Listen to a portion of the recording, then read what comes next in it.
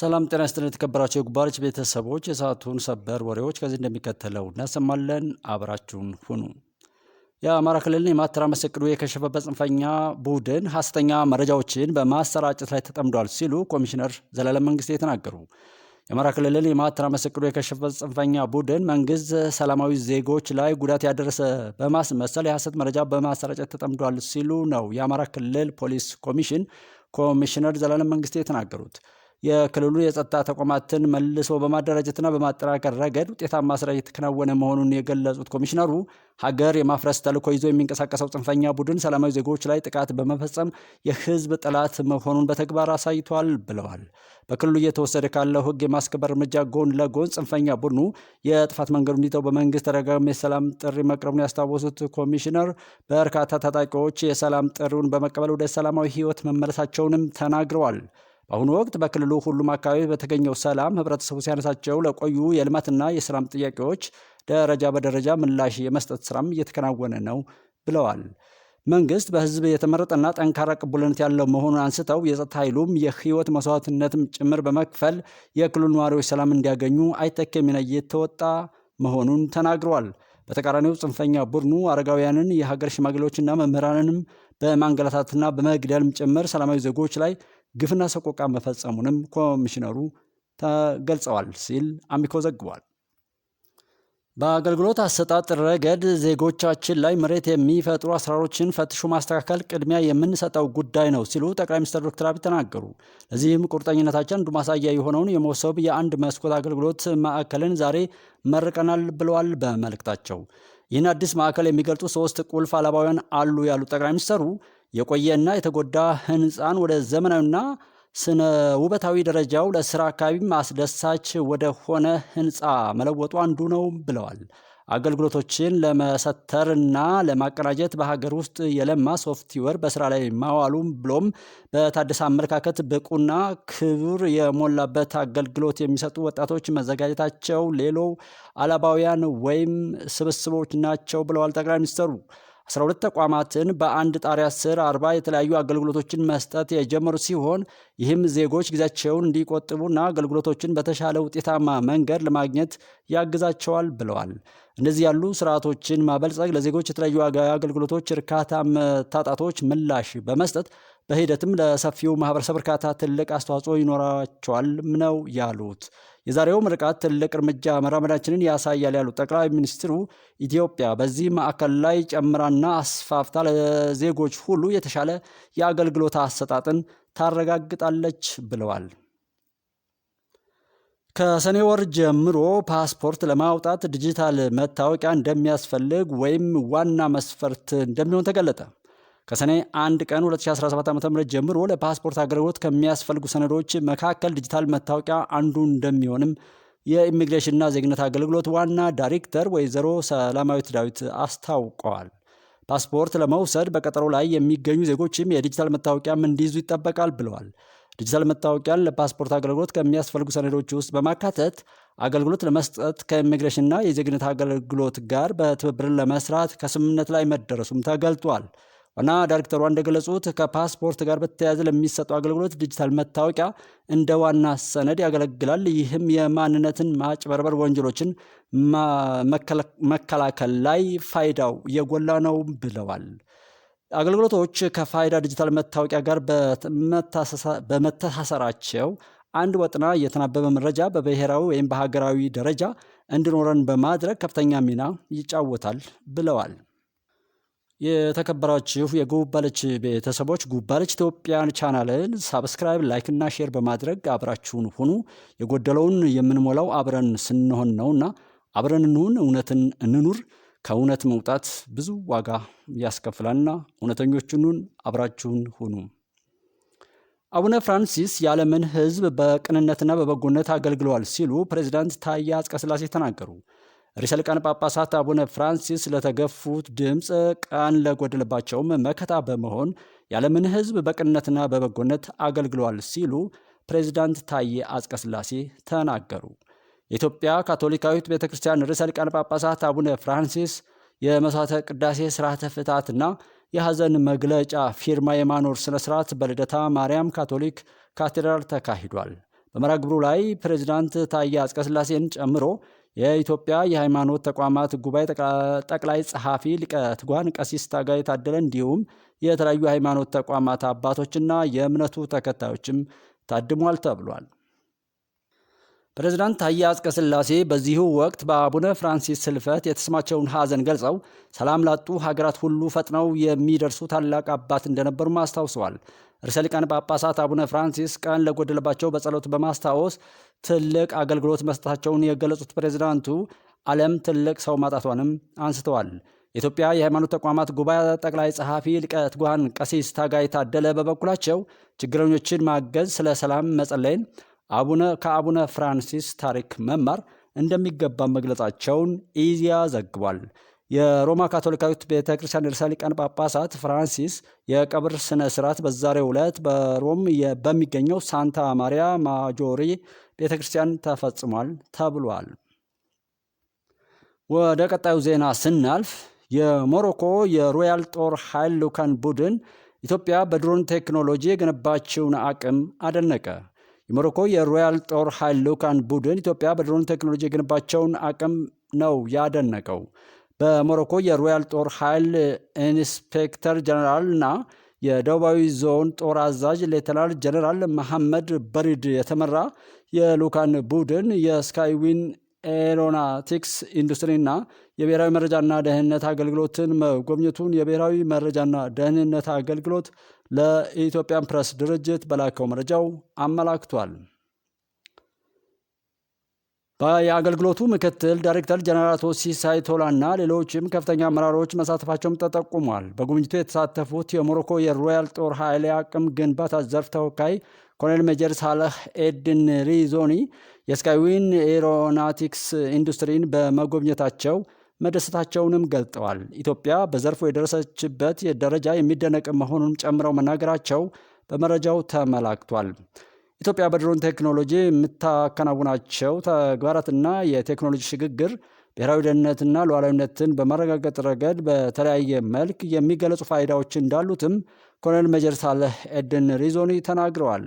የኢትዮጵያና የሞሮኮ የመረጃና የደህንነት ተቋማት በተለያዩ መስኮች በትብብር ሰሩ መቆየታቸውን የብሔራዊ መረጃና ደህንነት አገልግሎት መረጃም ጠቁሟል። ሌላው ዜና ለ2 ቀናት ሲካሄድ የቆየው የብልጽግና ፓርቲ የስራ አስፈጻሚ ኮሚቴ ስብሰባ ዛሬ ተጠናቀቀ። የብልጽግና ፓርቲ ስራ አስፈጻሚ ኮሚቴ ለ2 ቀናት ያካሄደውን ጉባኤውን ዛሬ አጠናቋል። የጉባኤውን መጠናቀቅ ተከትሎ የወጣው መግለጫው እንደሚከተለውም ይቀርባል ሲል ኢትዮጵያን ፕሬስ ዘግቧል። የተከበራችሁ የጉባርች ቤተሰቦች ይህንን መግለጫ ለብቻው በሙሉ በማንበብ በኋላ የምናቀርብ መሆኑን እየገለጥን ወደሚቀጥለው ዜና እናልፋለን። ክፍለ ጦሩ ያሰለጠናቸውን ሰላም አስከባሪ ሚሊሻዎቹን አስመረቀ። የሰሜን ምስራቅ እዝ ክፍለ ጦር የተሰጠውን ተልዕኮ ከመወጣትም ጎን ለጎን በደቡብ ወሎ ዞን ተሁለደሬ ወረዳ ለ2ኛ ጊዜ ያሰለጠናቸውን ሰላምና ደህንነት የሚያስጠብቁ ኃይሎችን አሰልጥኖ አስመርቋል። በምረቃ መርሃ ግብሩ ላይ ተገኝተው ለተመራቂዎች መልእክት ያስተላለፉት የአማራ ክልል ወጣቶችና ስፖርት ኃላፊ አቶ ረዚቁ ኢሳ በጀግናው መከላከያ ሰራዊት የተሰጣቸውን ወታደራዊ ስልጠና ወደ ተግባር በመቀየር ማህበረሰቡን በቆራጥነት በማገልገል የአካባቢውን ብሎም የቀጠናውን ሰላም ማስቀጠል ይኖርባቸዋል ሲሉ አሳስበዋል። ኃላፊው የጸጥታ መዋቅሩን በሚገባ በማደራጀት በትኩረት የተሰራ መሆኑን ገልጸው ሚሊሻው ራሱን ችሎ ግዳጁን እንዲወጣ ብሎም በስነልቦና ዝግጁ እንዲሆን ክፍለ ጦሩ ብዙ እገዛ እያደረገ መሆኑን ገልጠዋል። የደቡብ ወሎ ዞን ብልጽግና ፓርቲ ቅርንጫፍ ጽሕፈት ቤት ኃላፊ አቶ ተስፋ ዳኝ በበኩላቸው ሰልጣኞች ቀጣይ ለሚሰጣቸው ማንኛውንም ተልዕኮ በብቃት መወጣት እንደሚገባቸው አንስተው በሐሰት ፕሮፓጋንዳ ተጠምዶ ማህበረሰቡን ለማጭበርበር ዕድሜውን ለማራዘም የሚሞክረውን ጽንፈኛ ኃይል ከህዝብ በመነጠል አስፈላጊውን እርምጃ መውሰድ እንደሚገባም ተናግሯል ሲል መከላከያ ዘግቧል።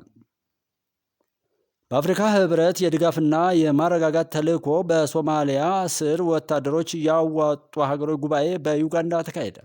በአፍሪካ ህብረት የሶማሊያ የድጋፍና የማረጋጋት ተልዕኮ በሶማሊያ ስር ወታደሮች ያዋጡ ሀገሮች ኢትዮጵያ፣ ግብፅ፣ ኬንያ፣ ዩጋንዳ፣ ጅቡቲና ሶማሊያ የጋራ ጉባኤ ነው በዩጋንዳ የተካሄደው።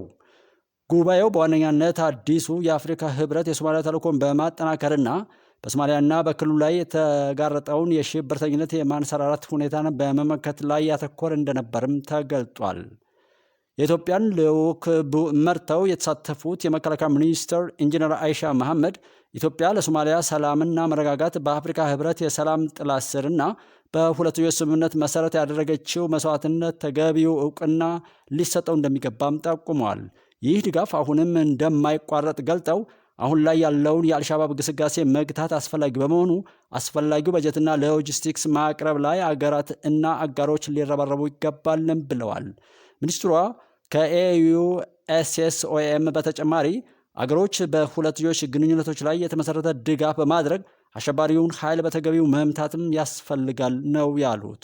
በሶማሊያ ሰላም ለማምጣትና ለማረጋጋት አፍሪካውያን በፓን አፍሪካኒዝም መንፈስ የሶማሊያን መንግስት እንድናግዝ ኢትዮጵያ ጥሪ ታቀርባለች ማለታቸውንም በዩጋንዳ የኢትዮጵያ ኤምባሲ መረጃ ያመለክታል ሲል እንዲሁ መከላከያ ዘግቦታል። የዞኑ አስተዳደርና ህዝብ ለኮሩ ሰራዊት የእርድ እንስሳትን ድጋፍ አደረገ። የቦረና ዞን አስተዳደርና በዞኑ ስር የሚገኙ የተለያዩ ወረዳዎች በስፍራው ግዳጁን በላቀ ብቃት እየተወጣ ለሚገኘው የደቡብ እዝ ኮር ሰራዊት ከ350 ሺህ ብር በላይ ግምታዊ ዋጋ ያላቸውን የእርድ እንስሳቶችን ነው ድጋፍ ያደረገው። የኮሩ ዋና አዛዥ ኮሎኔል ግርማ አየለ የቦረና ህዝብና አስተዳደር ኮሩ ሲፈጽማቸው በነበሩ ስኬታማ ግዳጅ አፈጻጸሞች ላይ የሰራዊቱ ቀዳሚ ደጀንና የጀግነቱ ምንጭ የሆነ ህዝብ መሆኑን ገልጸዋል። የኮሩ ሰራዊት የህዝብን ሰላምና ደህንነት ለማረጋገጥ በሚፈጽማቸው ተልእኮዎች የህዝብ ድጋፍ ተለይቶት እንደማያውቅ ያስገነዘቡ ከፍተኛ መኮንኑ የቦረና ህዝብና የዞኑ አስተዳደር ላደረገው ድጋፍ ሁሉ ሰራዊቱ ትልቅ ክብር አለውም ብለዋል። የህዝባችን የዘወትር ድጋፍ ሰራዊታችንን የሚያጀግንና ለላቀ ግዳጅ የሚያነሳሳ መሆኑን በማስታወስ የኮሩ ሰራዊት የህዝብን የሰላምና የሀገራችንን ሉዓላዊነት በተጠንቀቅ የመጠበቅ ተግባራቱን አጠናክሮ እንደሚቀጥልም አብራርተዋል። ድጋፉን ያስረከቡት የቦረና ዞን ፖሊስ ኮሚሽን መምሪያ ኃላፊ ረዳት ኮሚሽነር ዱበ ሊበን እና የዞኑ አስተዳደርና ጸጥታ ጽሕፈት ቤት ኃላፊ አቶ ሀሮ ገልማ በበኩላቸው ሰራዊቱ ለአካባቢው ሰላም መስፈንና ለቦረና ህዝብ አንድነት ላበረከተው የማይተካ ሚና የዞኑ ህዝብና መንግስት ትልቅ ክብርና ልዩ ቦታ እንዳለው ገልጸው ለሰራዊቱ ስኬታማ ግዳጅ አፈጻጸም የሚደረገው ሁለገብ ድጋፍ ተጠናክሮ እንደሚቀጥልም አብራርቷል።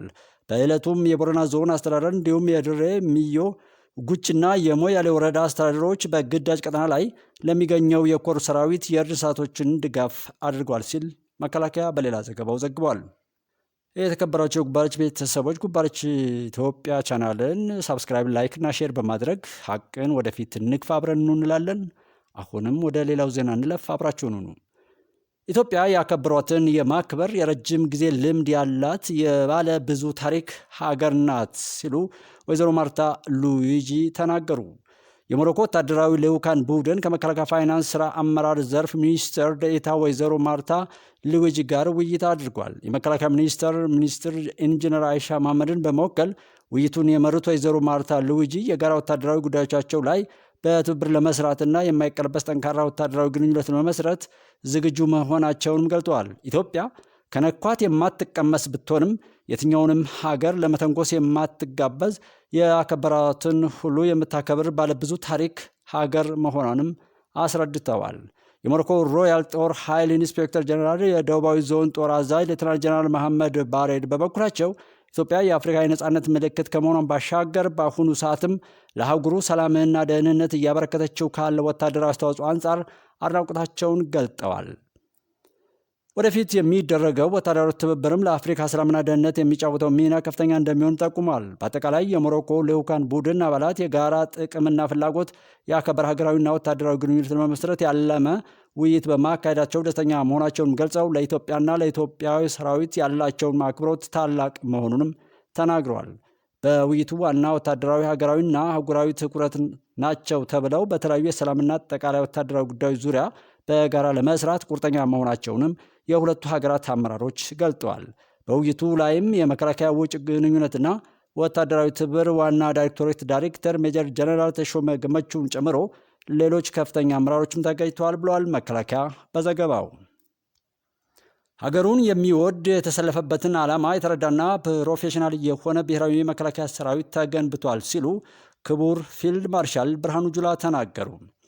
የጦር ኃይሎች ጠቅላይ ኤታማዦር ሹም ክቡር ፊልድ ማርሻል ብርሃኑ ጁላ ከሰራዊቱ ከፍተኛ አመራሮች ጋር ውይይት አድርገዋል። በውይይቱም ራሱን በየጊዜው እየገመገመ በሁለንተናዊ መስኩ ያበቃ የመጣ ሀገሩን የሚወድና የተሰለፈበትን ዓላማ ጠንቅቆ የተረዳ ፕሮፌሽናል ሰራዊት መገንባቱን ገልጠዋል።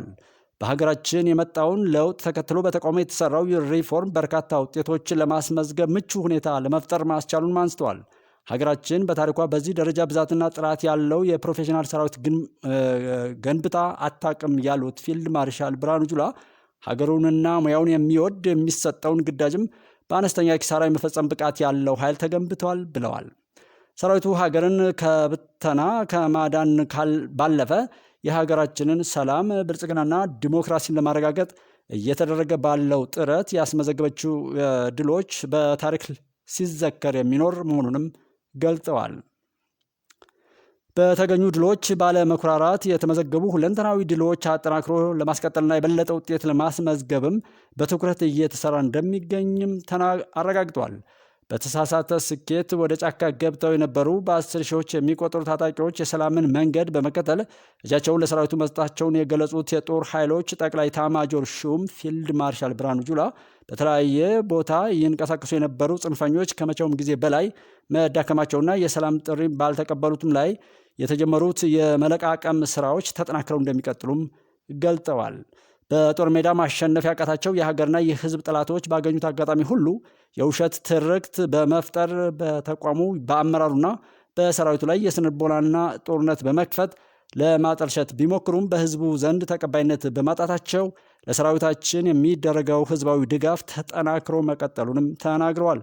በምድር፣ በባህር፣ በአየርና በሳይበር ኃይል የተደራጀው ሰራዊታችን ዘመኑ የደረሰበት የቴክኖሎጂና የውጊያ አቅም ላይ ለማድረስ መቻሉን የገለጹት ፊልድ ማርሻሉ በተሳሳተ ስሌት ውጊያ ለመክፈት የሚሞክሩ ኃይሎችን በአነስተኛ ኪሳራና በአጭር ጊዜ ለመደምሰስ የሚያስችል ሁለንተናዊ ዝግጁነት መኖሩንም አረጋግጧል ብሏል መከላከያ በዘገባው።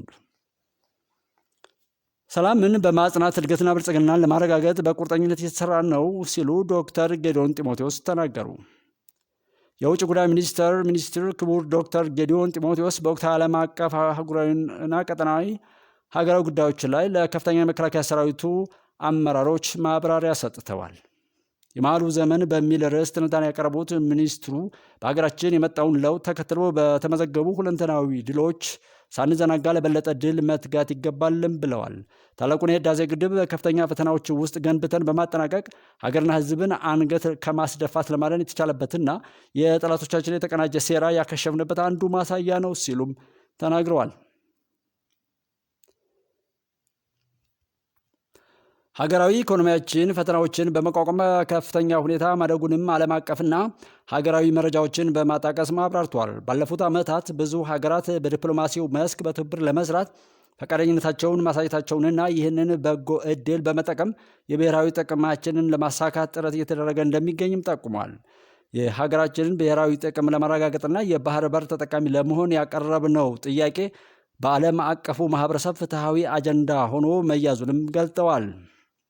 ተለዋጭና ተገማች በሆነው ዓለም አቀፋዊና ቀጠናዊ እንቅስቃሴ ያለንን ሁለንተናዊ ዝግጁነት በማረጋገጥና የተለያዩ ስልቶችን በመደገፍ ተጋላጭነትን ለመቀነስ ስራዎችም እየተሰሩ እንደሚገኙ ገልጧል።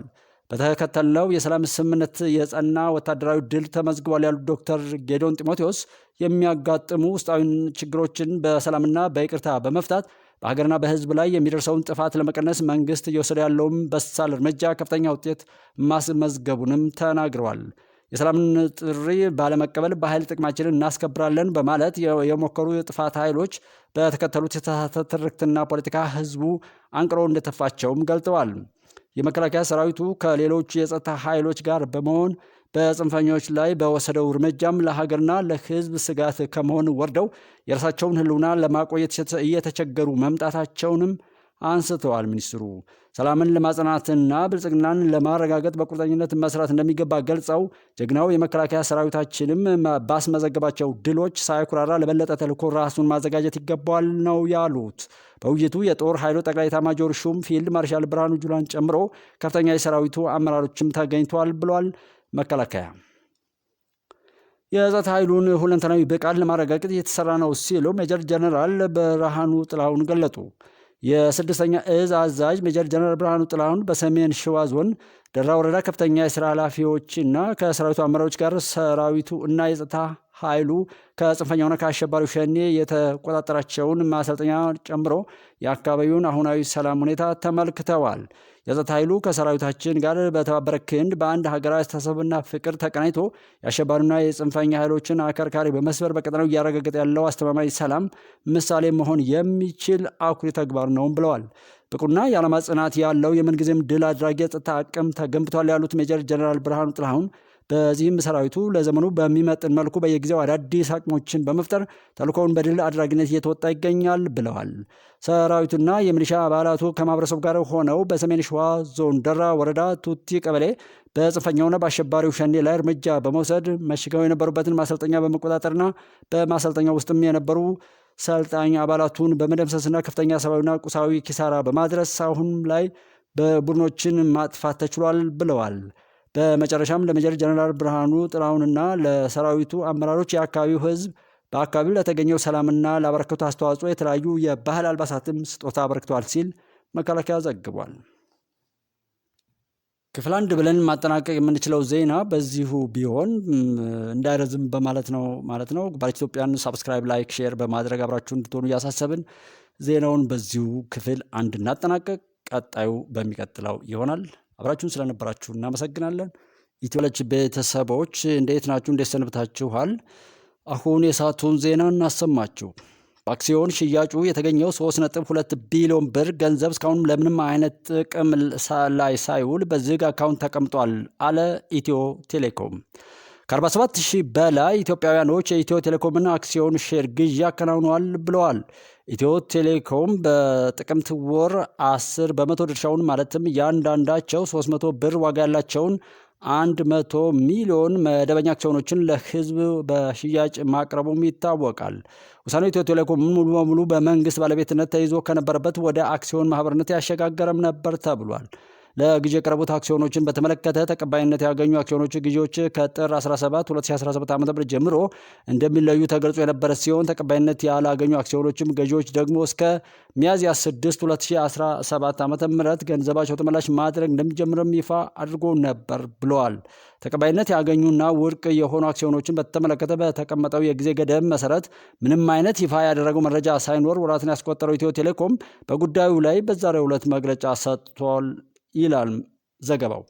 መግለጫውን የሰጡት የኢትዮ ቴሌኮም ዋና ስራ አስፈጻሚ ፍሬሕይወት ታምሩ እንደተናገሩት የመጀመሪያው ዙር የአክሲዮን ሽያጭ ከጀመረበት ጥቅምት 9 እስከ ታህሳስ 25 2017 ዓ.ም ድረስ ሲከወን ቆይቷል ብለዋል። የሼር ዋጋ ዝቅ የተደረገበት ምክንያት ዝቅተኛውን የማህበረሰብ ክፍል ተጠቃሚ ለማድረግ ነበርም ያሉት ዋና ስራ አስፈጻሚው ዝቅተኛው 33 ከፍተኛው ደግሞ 3333 አክሲዮኖችን ሽያጭ ማለትም ከ9900 ብር እስከ 99900 ብር ሲከናወን ነበር ብለዋል። አክሲዮን ሽያጩ ሪፖርት ተገምግሟል። ለካፒታል ገበያ ባለስልጣንም ስለ አክሲዮኑ ሽያጭ በተመለከተ ሪፖርት አቅርበናል ያሉት ስራ አስኪያጁ በህዝብ ጥያቄ መሰረት የሽያጭ ቀኑ ካበቃ በኋላም የሽያጭ ጊዜው እንዲራዘም ጥያቄ በመቅረቡና ህጉም ይህንኑ የሚፈቅድ በመሆኑ እስከ የካቲት 7 2017 ተራዝሞ ቆይቷል ብለዋል። የአክሲዮን ሽያጩ በአጠቃላይ ለ121 ቀናት ቆይቷል። አጠቃላይ 47377 ኢትዮጵያውያን ኢንቨስተሮች ሼሮችን ገዝተዋል። በአጠቃላይ 10.7 ሚሊዮን ሼሮችን ሽያጭ ተከናውኗል። በገንዘብ ሲተመንም 3.2 ቢሊዮን ብርም ይይዛል ብለዋል። አክሲዮን ግዢውን የፈጸሙት ባለድርሻዎች በመጀመሪያው ዙር 43848 በሁለተኛው ዙር ደግሞ 3529 በአጠቃላይ 47377 ኢትዮጵያውያኖች ናቸው ብለዋል። ስቶክ ማርኬት ላይ መገበያየት መሸጥና መግዛት የሚችሉ ባለሀብቶች ተፈጥሯል። በቀጣይ ባለ አክሲዮኖች የማነጋገር ስራ ይሰራል። ይህንም ለማድረግ የካፒታል ገበያ ባለስልጣን መብት ሰጥቷል፣ ህጉም ይፈቅዳል ነው ያሉት። በሂደቱ የሚያስፈልጉትን ከባለ አክሲዮኖች የምንጠይቃቸው ማረጋገጫዎች አሉ። በመቀጠል ባለቤትነታቸው እንዲረጋገጥ ወደ ካፒታል ገበያ ባለስልጣን ይላካል። በመቀጠልም ሊስት በማድረግ በካፒታል ገበያ መሸጥና መግዛት ወደሚችሉበት አጋጣሚ ይፈጠራል። ዓላማውም ይኸው ነው ብለዋል። ቀጣይ የአክሲዮኑ ሽያጭ ይቀጥላል ያሉት ዋና ስራ አስፈጻሚዋ የኢትዮ ቴሌኮም ዋና ስራ አስፈጻሚ የፍሬሕይወት ታምሩ ባንኮችና ትውልደ ኢትዮጵያውያኖች ጥያቄ ማቅረባቸውን ገልጠዋል። ይህንን ታሳቢ በማድረግና በመጀመሪያው ሂደት ላይ ያጋጠሙ ችግሮችን በመገምገምና መንግስትን በማማከር በቀጣይ መሳተፍ የፈለጉ ግለሰቦች፣ ተቋማትና ትውልደ ኢትዮጵያውያኖች የቀሩ ሼሮችን እንዲገዙ መቼ ሽያጩ እንደሚቀርቡም የምናሳውቅ ይሆናል ብለዋል። አሁን ላይ በአክሲዮኖች ሽያጩ የተገኘው 3.2 ቢሊዮን ብር ገንዘብ እስካሁን ለምንም አይነት አገልግሎት ጥቅም ላይ ሳይውል በዝግ አካውንት ተቀምጦ እንደሚገኝም ገልጠዋል። የባለ አክሲዮኖች መብት ባስጠበቀ መልኩ ቀጣይ ሂደቶችም ይከናወናሉ ሲሉም አሳውቋል ብሎ ቲክቫ ዘግቧል። ከዚሁ ጋር በተያያዘ በሂደቱ ግዢው ውድቅ የተደረገበት የለም። በካፒታል ገበያ ባለስልጣን ተቀባይነት አግኝቷል። መሟላት ያለባቸውን አሟልተው ሁሉም ባለቤት እንዲሆኑም ይደረጋል ነው ያሉት። ባለፉት ወራት ኢትዮ ቴሌኮም ስላከናወናቸው የአክሲዮን ሽያጭ በተመለከተም ለዋና ስራ አስፈጻሚዋ ፍሬሕይወት ታምሩ ጥያቄዎች ቀርበውላቸው ምላሽ ሰጠዋል። ከቀረቡ አጠቃላይ ሼሮች ውስጥ የተሸጡ 10.7 ሚሊዮን ነው። ይህንን ስኬታማ ነበር ብሎ መውሰድ ይቻላል ወይ ተብሎ ለተጠየቁት ግምገማ አድርገናል። በጣም ስኬታማ ነው ማለት ይቻላል። ምክንያቱም ገደቦችን አስቀምጠን ነበር ሽያጮችን ስናከናውን የቆየ ነው። ይህም ኢትዮጵያውያን የሆኑ ግለሰቦች ብቻ ነበር ያሳተፍ ነው። ተቋማትና የውጭ ዜጎች አላሳተፍንም። በእነዚህም ገደቦች ውስጥ ይህንን ማሳካት እንደ ተቋም ስኬታማ ነው ብለን እንወስዳለን። ሂደቱ ቀላል የሚባልም አልነበርም ሲሉ ምላሽ ሰጥተዋል። ባስጀመራችሁበት ወቅት የማክሮ ኢኮኖሚ ማሻሻያ ተደርጓል፣ በሂደቱ ላይ ተጽዕኖ አልፈጠረም ወይ ተብለው ሌላ ጥያቄ ሲጠየቁ ደግሞ ዋና ስራ አስፈጻሚዋ ተጽዕኖ አምጥቷል ካለ መጀመር ከማዘግየት መጀመር ይሻላል በሚል እንዲጀመር ተደርጓል። ሊስቲንጉን መቼ ይሆናል ለሚለው ጥያቄ በአጠረ ጊዜ ለማከናወን እንቅስቃሴ እያደረግን ነው።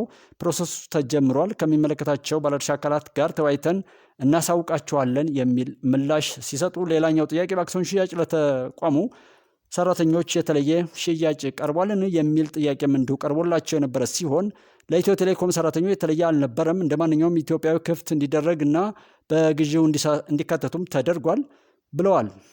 ከዚህ በላይ ማራዘም ለምን አልተቻለም ለተባሉት ጥያቄ ዋና ስራ አስፈጻሚዋ ሲመልሱ በ121 ቀን ጥሩ እድል ተፈጥሯል ብለን እናስባለን። በቀጣይ የሚመጣ እድል ስላለ እዚህ ጋር ገታ አድርገን ሂደቱን ይፋ ማድረጋችን ጥሩ ነው ብለን እናስባለን ብለው በሂደቱ የአክሲዮን ግዢው ውድቅ የተደረገባቸው አካላት አሉ ወይ የሚል የመጨረሻ ጥያቄ ሲቀርብላቸው የሰጡት መልስ ደግሞ በሂደቱ ግዢው ውድቅ የተደረገበት የለም፣ በካፒታል ገበያ ባለስልጣን ተቀባይነት አግኝቷል፣ መሟላት ያለባቸውን አሟልተው ሁሉም ባለቤት እንዲሆኑ ይደረጋል ሲሉ መልስ ሰጥተዋል። ጉባለች ኢትዮጵያን የዩቲዩብ ቻናልን ሳብስክራይብ፣ ላይክ እና ሼር በማድረግ አብረን እንሁን ያልን ወደሚቀጥለው ዜና እንለፍ። አደገኛ ሁኔታ ሊከሰት እንደሚችል ደብረጽዮን ገብረ ሚካኤል አስጠነቀቁ ይላል ቀጣዩ መረጃ። ደብረጽዮን ገብረ ሚካኤል የሚመሩት የህወሓት ክንፍ ህወሓትን በድጋሚ በምርጫ ቦርድ የማስመዝገብ ፍላጎት እንደሌለው በድጋሚ አስታውቋል። ቦርዱ የሰረዘው የቀድሞ ህጋዊ ሰውነቱ ካልተመለሰለት አደገኛ ሁኔታ ሊከሰት እንደሚችል ማስጠንቋል። ፌዴራል መንግስቱ ጉዳዩን ወደ ቴክኒካዊ ጉዳይ ያወረደው ይገኛል በማለት የከሰሰው ቡድኑ መንግስት የፕሪቶሪያውን የግጭት ማቆም ስምምነት መንፈስ እንዲያከብርም ጠይቋል ሲል ዘገባው አካቷል።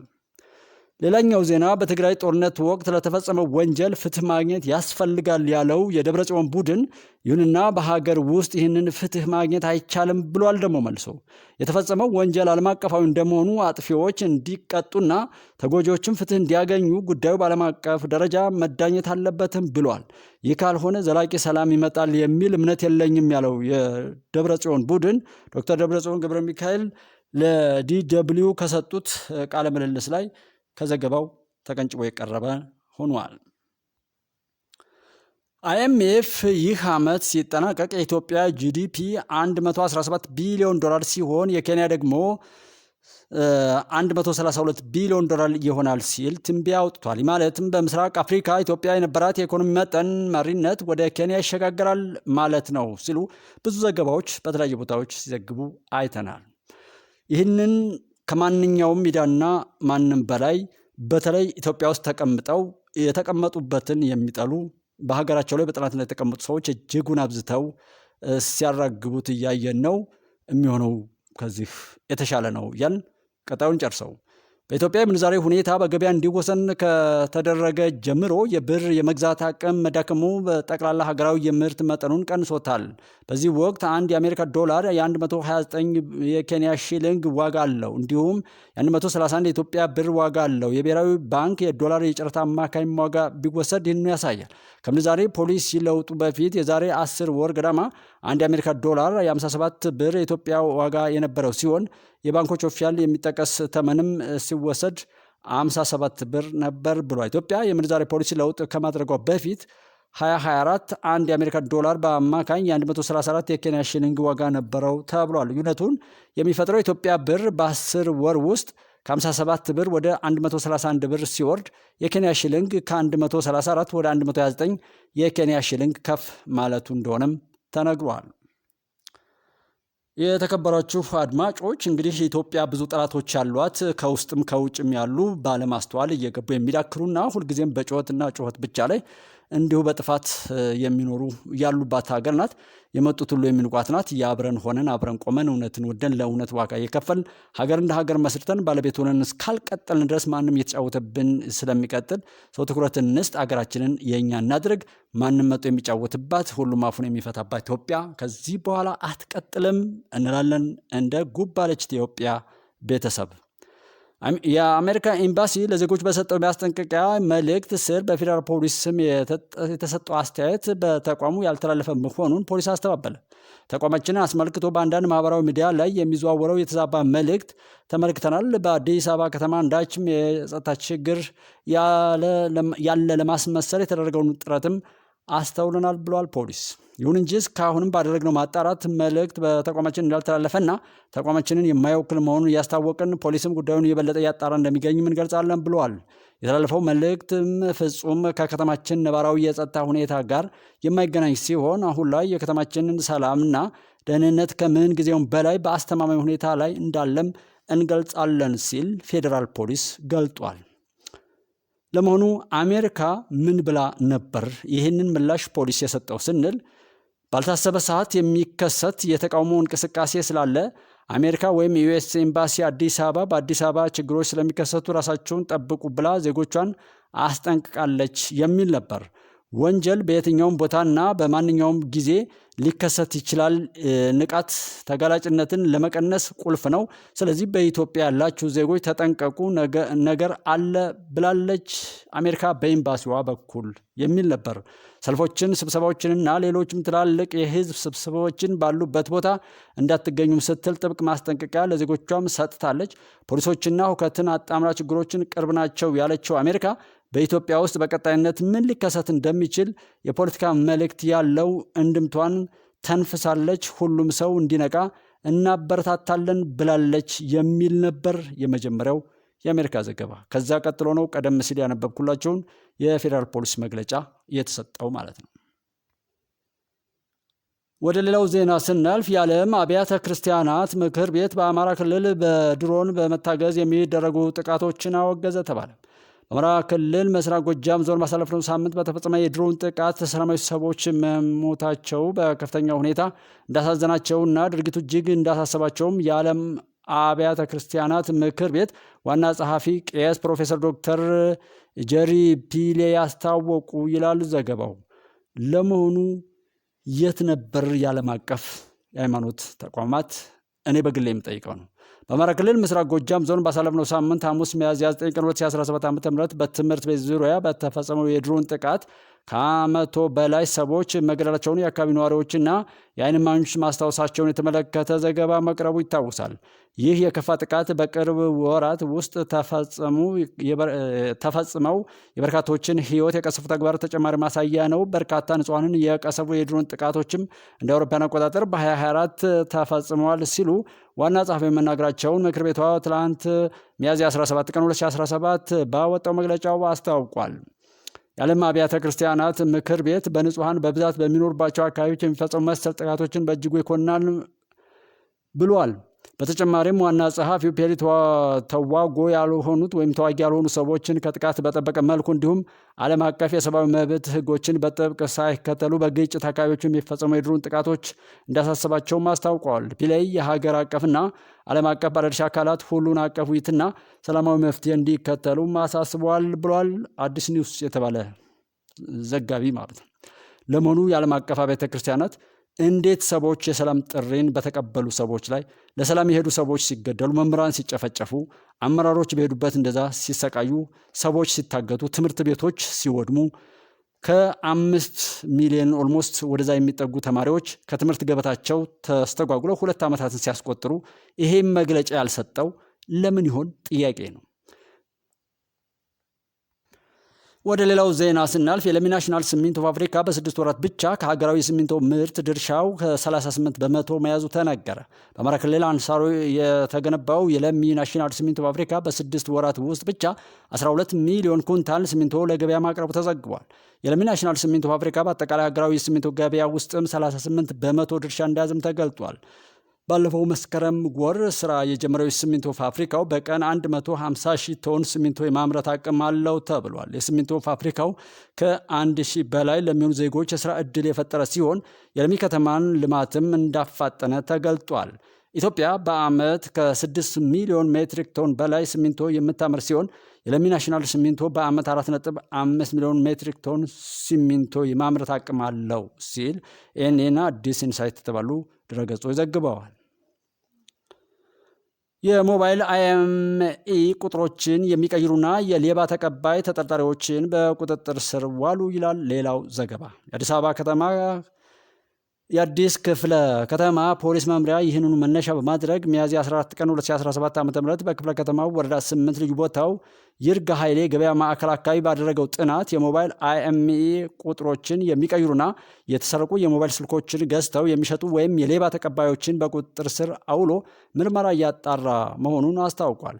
ፖሊስ አስቀድሞ ከህብረተሰቡ የመጡ ጥቆማዎችን መነሻ በማድረግ ባደረገው ተከታታይነት ያለው የሌባ ጥናትም ተጠርጣሪዎቹ የተሰረቁ የሞባይል ቀፎችን ገዝተው ከመሸጥም ባለፈ አይኤምኢ ቁጥሮችን በመቀየር የወንጀል ድርጊት ውስጥ ተሳትፎ ማድረጋቸውም ተረጋግጧል ብለዋል።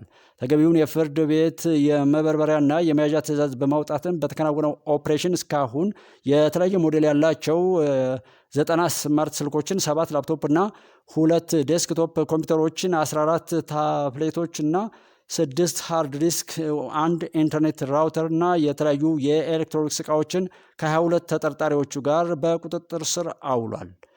ፖሊስ ተጨማሪ ምርመራን በማስፋት ሌሎች ተጠርጣሪዎችን በቁጥጥር ስር ለማዋል እንቅስቃሴ እያደረገ የሚገኝ ሲሆን በተለይም የጠፉ ሞባይል ስልኮች ከነጭራሹ እንዳይገኙ የስልኮቹን ባለ 13 ዲጂት መለያ አይኤምኢ ቁጥሮችን በመቀየር የወንጀል ድርጊት ውስጥ ተሳታፊ የሆኑ ግለሰቦች ላይም የሚደረገው ምርመራ ተጠናክሮ እንደሚቀጥልም የክፍለ ከተማው ፖሊስ መምሪያ አስታውቋል።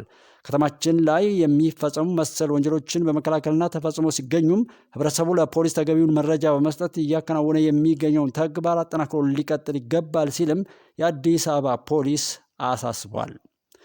የተከበራችሁ የጉባለች ቤተሰቦች የሰዓቱን ክፍል 2 ዜና በዚሁ እናጠናቅቃለን። አብራችሁን ስለነበራችሁ እያመሰገንን ሁልጊዜም አብራችሁን ሁኑ። ጉባለች ኢትዮጵያ ዩቲዩብ ቻናልን ሳብስክራይብ፣ ላይክ እና ሼር በማድረግ ወደፊት ሊያሰድ የሚችለውን ሁሉ አድርጉ። እውነት ያሸንፋል። ኢትዮጵያ ታበጽሕና በእግዚአብሔር። ኢትዮጵያ ድል እያደረገች ወደፊት ትቀጥላለች። ምንም ይባል ምንም ድሉ ለእውነት ነው። ድሉ ለኢትዮጵያ ነው። ድሉ ለተከፉት ለተገፉት ነውና በደል ለደረሰባቸው ነውና እውነቱ ይሄ ነው። ኢትዮጵያ ታሸንፋለች። መልካም ቆይታ